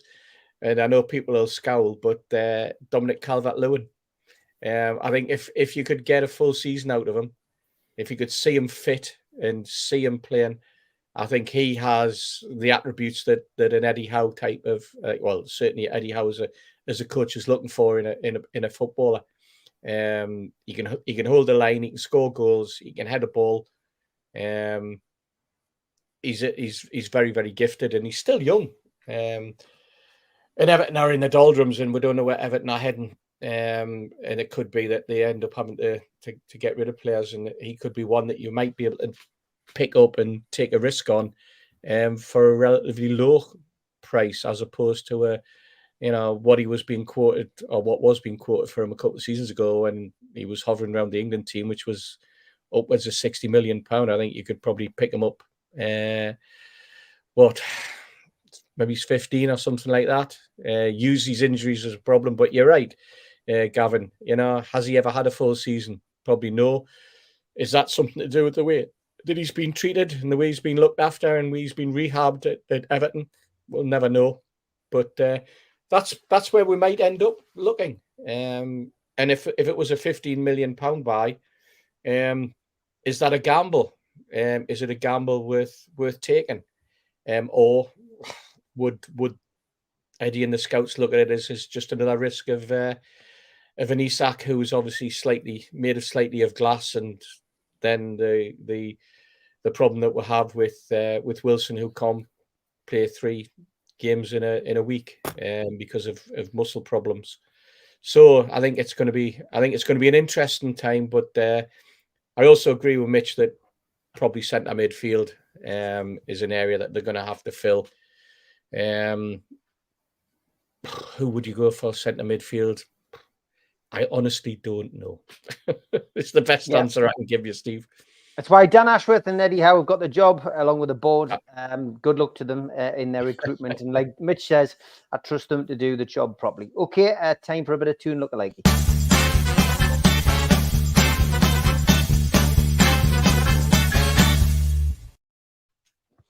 Okay, Legacy Magpie, thank you for this one. I think that's pretty good.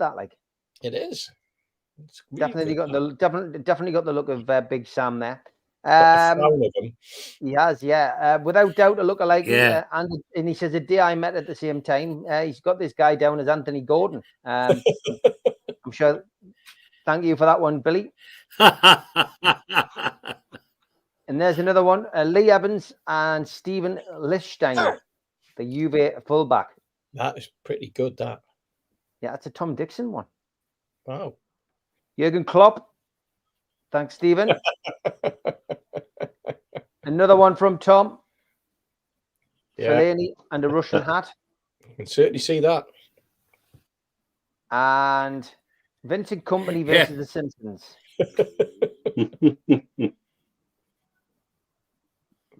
Captain Birdseye and one of the backroom staff from Tim.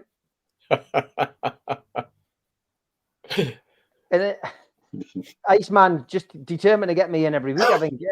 Steve. Yeah. I don't even need to zoom in. You know who it is, lads. You know exactly who it is. Bjork and the dog's backside.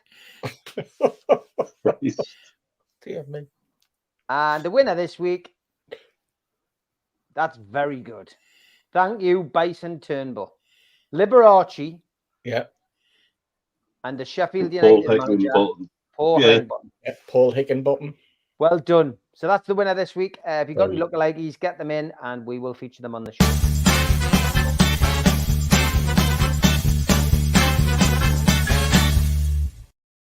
Not football related, lads, but I got sent this week. Just wondered, just a quick run around the platform. Would you eat this, George?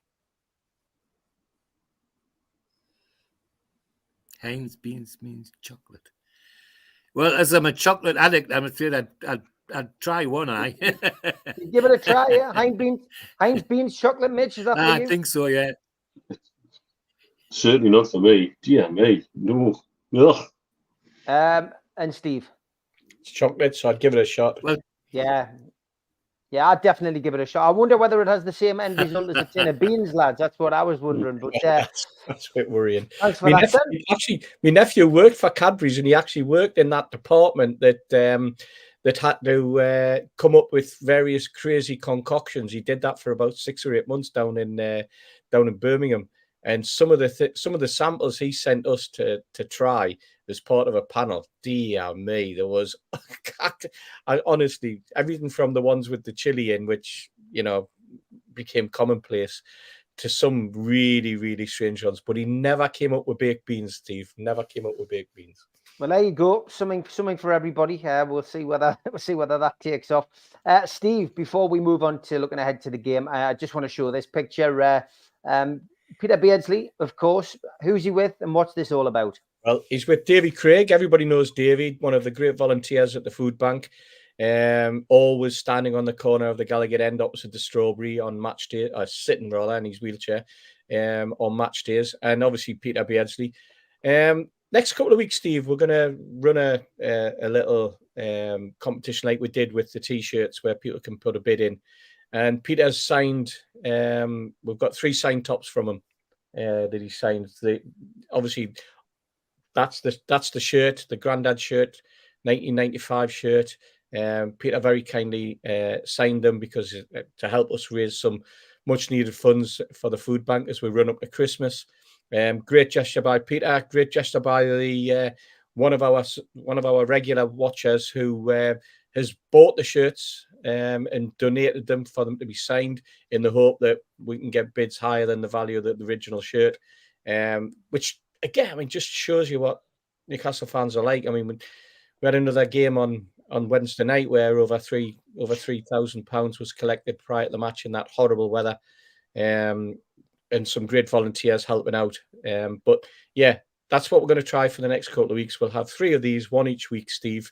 And then just get people to roll the bids in and they'll pay in the usual way direct to the food bank. And we'll arrange for whoever gets the highest bid to have the shirt posted out to them. Fantastic, wonderful gesture. That thanks to whoever that was who donated the shirts, and I will stick that on my Twitter at Steve Wraith when the show finishes tonight. Get bidding, and we'll announce the first winner on the Amigos probably in 2 weeks' time. We'll give you 2 weeks to be able to do that because next week's show won't be live. We're gonna have to pre-record it, so it'll be 2 weeks' time. So you've got 2 weeks to bid on that one. Could be a nice little present for Christmas for somebody as well. Okay. Can also pass on a happy birthday greeting to one of our regular panelists for during the week, Kev Chivers over in America. Happy birthday, mate. Hope you're doing well. Keep up the good work. We'll not tell people how old you are. We'll wait until you disclose it in a couple of weeks' time. But you're getting close to that magic 40, mate. Yeah, happy birthday, Kev. Good luck with the celebrations. I believe they've already started, mate. So happy birthday from all of us. I believe there's lots of wooden houses in America, so be careful with the candles, mate. Classic. George, I guess you want to pass on your best as well, because obviously you do a few shows with Kev. Of course. Well, yeah, and have a sometimes before we start have a good chin wag about football and other things. So yeah, I like Kevin. He's I have to say that the first time I met him or didn't meet him or see him on here, he was going to a game with his 2 lads, and I was looking to see how proud the 2 lads were. And I said to him, I said, "They're 2 lovely lads." And he says, "Well, I was taken aback."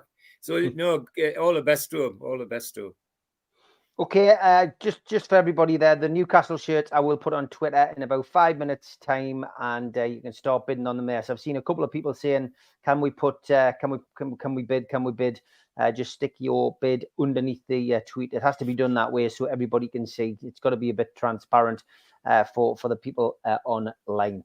Okay, so Newcastle United take on Wolves at Molineux. 5:30 kickoff live on Sky Sports, and 3,000 away tickets have been sold for the last couple of weeks now.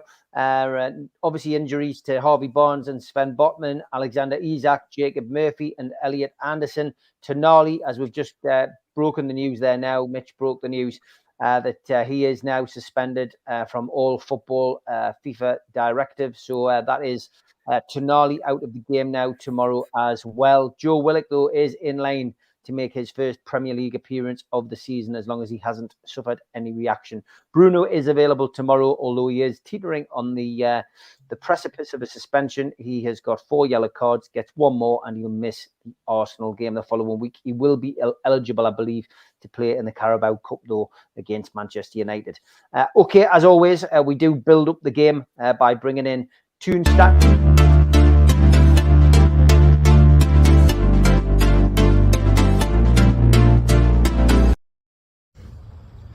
Hello, Wolverhampton away on Saturday, a game that I'm going to see live tomorrow afternoon. What are the stats showing us? In 16 games in the Premier League, Newcastle has won 4 and lost only 2. This means that there are the record 10 draws between the two teams. Actually, in Wolverhampton in particular, there are 6 1-1 draws, 1 win for Newcastle by 2-1, and 1 defeat by Wolverhampton by 2-1, that famous last game under Ashley's ownership. When it comes to Newcastle, we are 5 games unbeaten in the Premier League, with 4 wins, with all of them coming with clean sheets. Wolverhampton on their own are on a run of 4 games without a defeat, which is their best performance in the league since January 2022. Newcastle are the top scorers in the division with 24 goals, and they lead also on XG, converted chances, chances created, and they're an attacking threat overall. Callum Wilson has scored 5 goals only for 330 minutes, which makes it a goal every 66 minutes, which is the best ratio in the Premier League.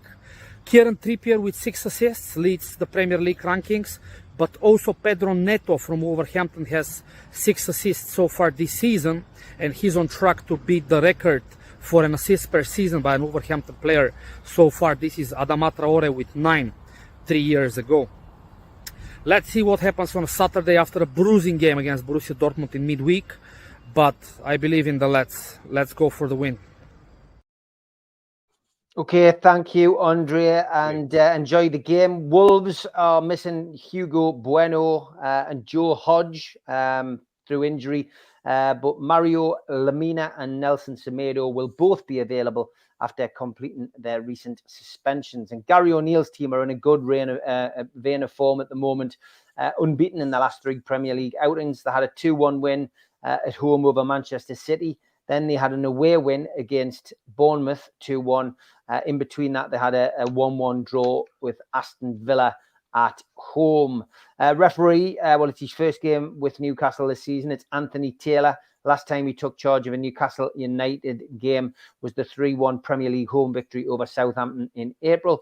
And on VAR is Jared Gillette. Okay, if you were going to the game tomorrow, Scunny Mag has sent in his usual video to give you a lowdown on where to park and where to drink. Hi folks, Scunny Mag Paul here. We've got Wolves at the weekend. It's coming up.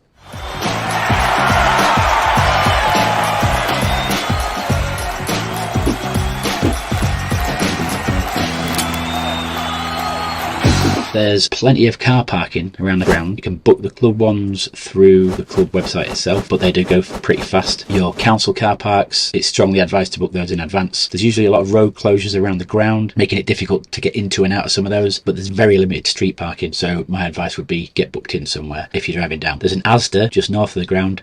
Don't park in there, you will get a ticket. If you're coming in on the coaches, you'll get dropped off close to the stadium. There is a fan zone with a mix of supporters. It opens about 2.5 hours before kickoff. You can get food and drink and that in there. I can't speak personally because I've not used it myself. I tend to go to the designated away pub, which is the Blue Brick. It is just behind the train station, so it's handy for people coming in on train. You're going to be needing Wolverhampton train station if you are doing that. You come out of the train station, turn right, go right under the railway bridge, and it's just on your right next to the Premier Inn. But I've been doing a little bit of digging, and there is a second pub that will allow away fans in. It's aimed at the older generation, I think. It's what used to be the platforms of the original train station, so it's railway themed. It's called the Great Western, after the Great Western Railways, and you've got loads of train memorabilia around there. It serves real ale, and they do it well. This is also going to mean you're not going to find a cheap pint of lager in there. So lager and singing, Blue Brick, relaxing pint of real ale in a mixed atmosphere, the Great Western. The Blue Brick is Whiskey Victor 10, 0 Bravo Alpha, with your 3 words of handed epic salsa. And the Great Western, just along the back of the train station, is at Whiskey Victor 10, 0 Delta Golf, and larger, older towns. Because it's the only designated pub, they are pretty well set up for a match day. They have lots of staff on, but it's packed. You're going to be queuing. If you're thinking of staying over, the Premier Inn is probably the best for away fans, with it being right on the doorstep of the Blue Brick. And that's got the same postcode, Whiskey Victor 10, 0 Bravo Alpha. And your 3 words to get into the reception is baked salad, which sounds like a revolting lunch. Once you're ready to head up the ground, you're going to be in the East Stand, which is the Steve Bull stand. You'll head up from the ring road with the stadium in front of you, head down the right hand side of it. You'll go a little over halfway down, and then you'll be able to filter down into the outer cordon where there'll be searches and ticket checks in place. It's like a 3-stage thing to get through before you actually get into the stadium. And your 3 words for that first check area is them passes finishing. Have a cracking day. I've been Paul. Take care.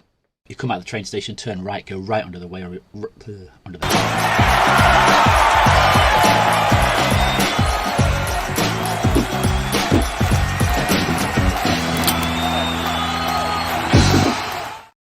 Thanks to Scunny Mag for leaving his blooper in as well.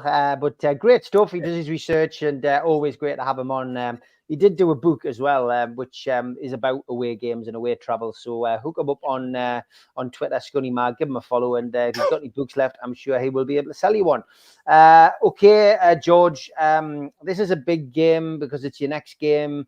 No easy games in the Premier League, and a team that's in good form, George, Wolves at the moment. And you know, Eddie Howe mentioned the game last season. We went down there. It was pretty much at the start of the season. We drew 1-1. You'll remember that wonder goal from ASM, which clinched us a point. But all in all, this is a tough game, isn't it? In the middle of a lot of tough games coming up over the next few weeks. It is, and something we've got to get used to, and it's as simple as that. I must say, I'm watching Wolves beat Bournemouth, which must have been sweet for the manager. They look very good. I mean, Bournemouth were never going to win that game. It was always Wolves. So, you know, they really took Bournemouth apart at times. So yes, tough game, but we've got the ammunition and the skill to beat them, I think, and keep them quiet for a while. What I found interesting on Wednesday night was that for the first time in my life, I'd seen a team that's set up to stop a fullback. Trippier was marked out of the game, which was odd. You usually expect that for big strikers. So it'd be interesting to see if anybody else tries that. There's no doubt if he's on form, he's going to make quite a difference to our setup. I think we've got the skill and the energy to take Wolves on Saturday. It is an important one. Not to lose that one would be really great, and a big fill up for the lads when they're working so hard for everything else. So, but I think I'm still confident that we can get something out of the game. Okay, Mitch, big game this for us. We need to keep the momentum going in the Premier League, don't we? Yeah, that's the key word, mate. Some of it may depend which Wolves turn up, because the Wolves that did well against Bournemouth and the Wolves that managed to beat Man City, it's also the same Wolves that lost dreadfully to Crystal Palace and got absolutely thumped off Brighton at home.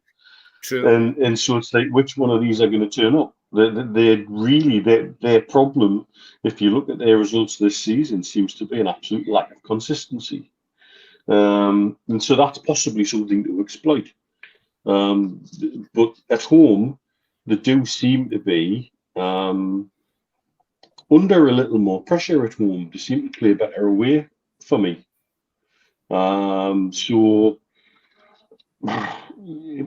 as I say, I think it much depends on which Wolves turns up as it does what we do. Same as ever, if we apply ourselves and put our effort in, you know, let's look back at Dortmund. We hit the bar twice. For the width of a bar, that could have been a very different result. So if we just keep applying ourselves and do what we do well, we should be able to look after Wolves no matter which team we send out. But I think we also have to have one eye in mind that this is the first of a run of 5 games that are all very, very difficult. And so we kind of take it for granted at all, and I'm sure we won't. I just think we need to see the Newcastle United that applied itself beautifully against PSG, and not the one that didn't really turn up down at Brighton ourselves, you know. So, but certainly that's the thing. When I think about Wolves, I think of the absolute lack of consistency.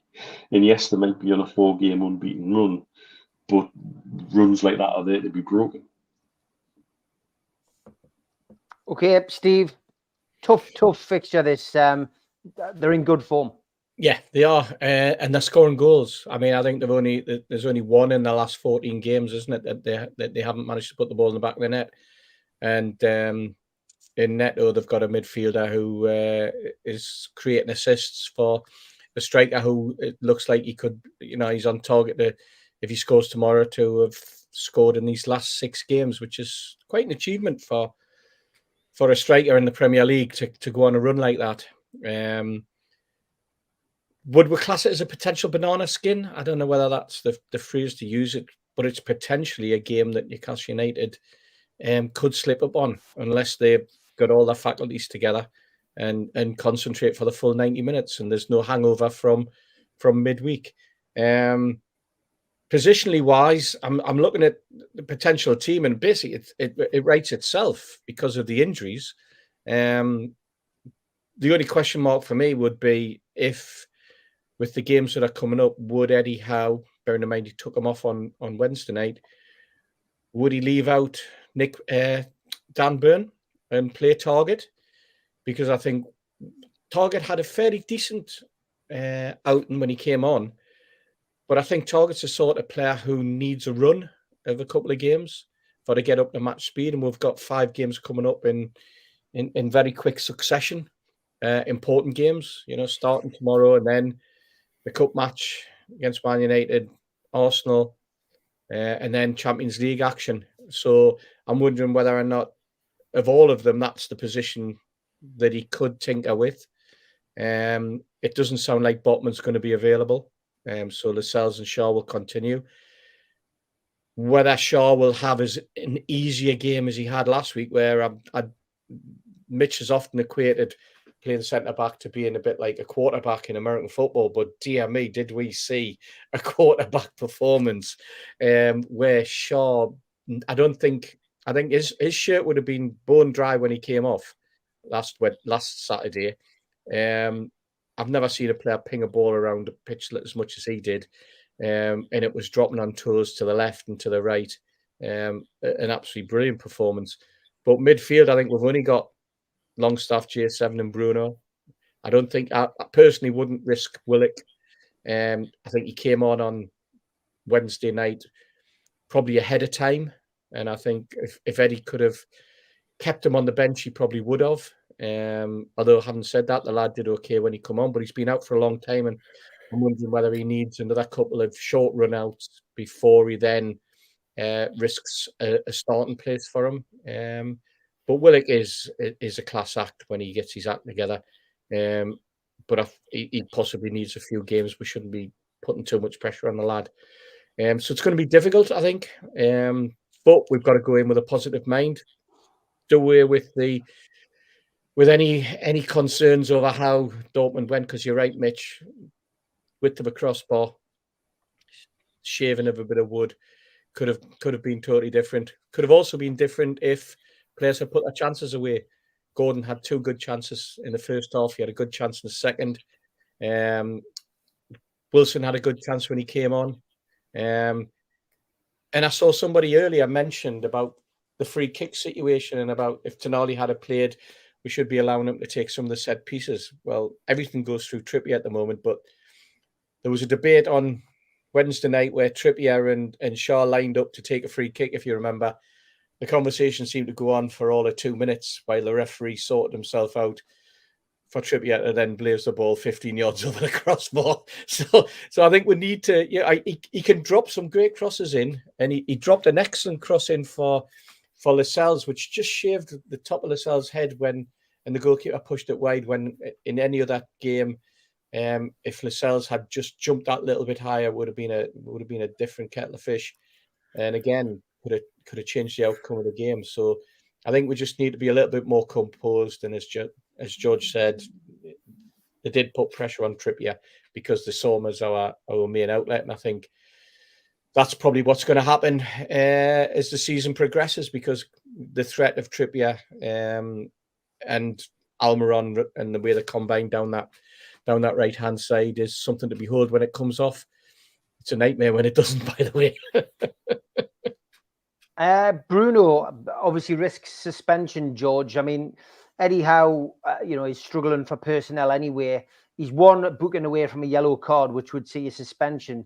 Few people suggesting in the chat about potentially either, not playing him tomorrow so that he's available for Arsenal at home. But I guess Eddie Howe's philosophy is the next game is the most important game. He won't be looking at the Manchester United game. He won't be looking at the Arsenal game. He'll be focused on getting the points tomorrow. So what would you do if you were in charge? Would you drop Bruno tomorrow and keep him for the following week, or would you play him tomorrow? No, I would play him tomorrow. If he's able to play, I would play him.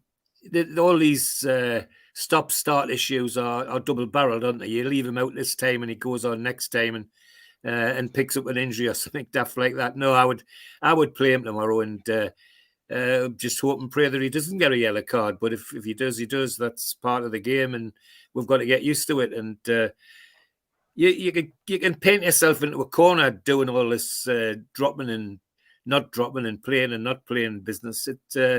It doesn't always work, and when you think you've got it boxed off, as I say, something like a stupid injury turns it all upside down. So, no, my view is if he's fit, he plays, and we'll get the best out of him while we can. Okay, Mitch, Bruno, would you drop him tomorrow so that he's available for the following week? I think Bruno plays better when he's on a yellow. So maybe it's the mindset tomorrow is to send him out that, right, you're on a yellow from the first minute, mate. I think he calms down when he picks the yellow card up and he makes better decisions and he thinks about his football more. And so that's how I think you've got to send him out. You play him. He's got to play. You know, when he's on form, we tick. We're ticking away that nobody else can make him tick. And so you've got to play him. You've got to get him in there. And if he picks up a yellow, he picks up a yellow. So be it. That's football. We all know the rules. We all know the rules. And as frustrating as that might be then an opportunity somebody else is prepared to grab with two hands going into a big game like Arsenal. Yes, you would want him in there. Yes, you would want him fit and available for Arsenal. But it is what it is. But my thought process would have him going out there thinking they're already on a yellow, play like that. Because I think he plays better when he's on a yellow. Okay, what's your thoughts, Steve, on Bruno? What would you do? Well, in some of the performances after he's been booked, you would have to say yes. He becomes a little bit more disciplined. He doesn't throw himself in to some of the tackles that he does at the start of a game, because he then concentrates on doing what he does best, and that's with the ball at his feet, not when he's diving in to try and win the ball back. He shouldn't have to be diving in to win the ball back. For me, he's not that sort of midfielder. And when he does, I mean, some of the bookings he's had, I thought were soft bookings, but that makes no difference. They're still yellow cards, so they still mount up. You know, there's no appeal or anything like that against them. Eddie's damned if he does and damned if he doesn't, isn't he? You know, if he plays him and he gets booked, he'll get slagged off. If he doesn't play him and we get beat, he'll be called chicken for not playing him. So that's football. It's up to the player himself, you know. Bruno has to go in with the mindset that I'm the best footballer on this pitch. I don't need to throw myself around. People need to throw themselves into me, and I'll do me work with the ball at my feet. Because when he has the ball at his feet, I don't think there's anyone, certainly very few in the Premier League, that can find space the way that he does. I mean, he can find space standing on a sixpence, can't he? Show me age there, sixpence. Everybody's now. Well, actually, they won't, because most people are our age that watch the show, so they'll all know what a sixpence is. Which is why I'm not going to go. I'm not going to go into tickets and about singing and old people in grounds and too many old season ticket holders. I'll keep out that one. Zara, thanks. Just reminded us. She said, don't mention it. But no, that's what he is good at. He finds space. He's remarkable at finding space, and he's a joy to watch. That little push that he has, where he brings the ball under control and he just pushes it a yard forward, just to give him that little bit of time. The way he can drop his shoulder, the way he can spin round.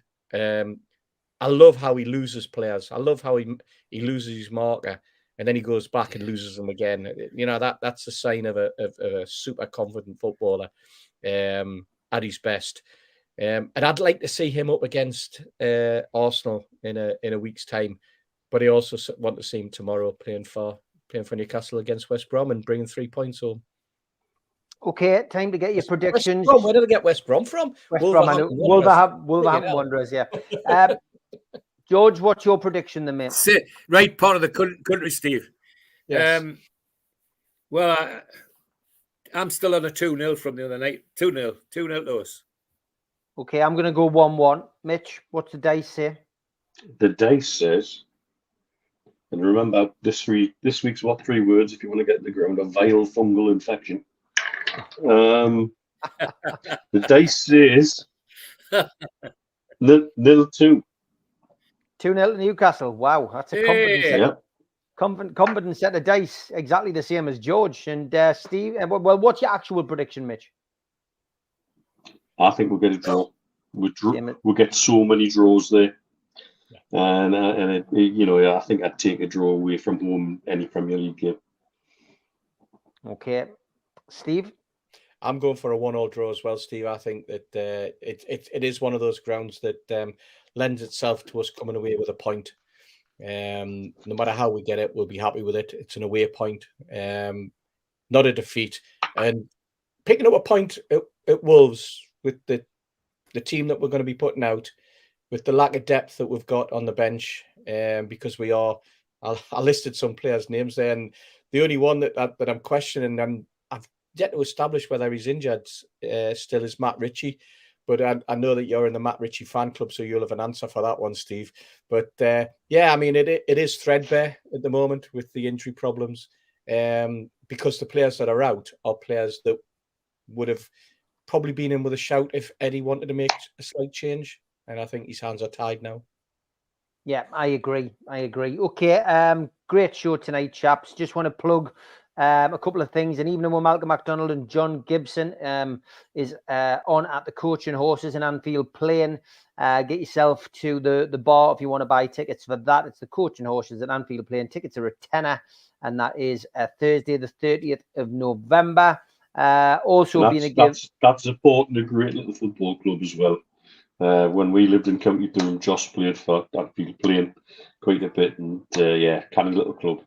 Yeah, good people up there. So there you go. And Teesside to Dortmund, 7th of November, 12 o'clock. Tickets are on sale from War Flights. So get yourself in touch with the guys.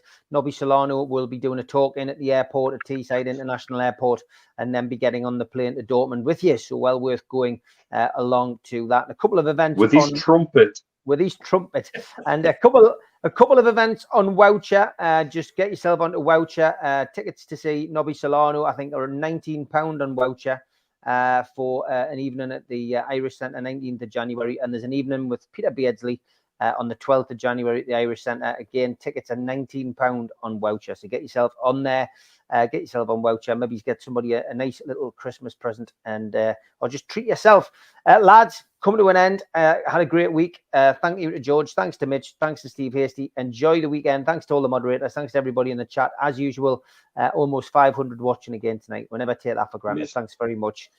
Take care, guys. Everybody. Thank Good you. night. Away the lads. Night, everybody. Cheers, everyone.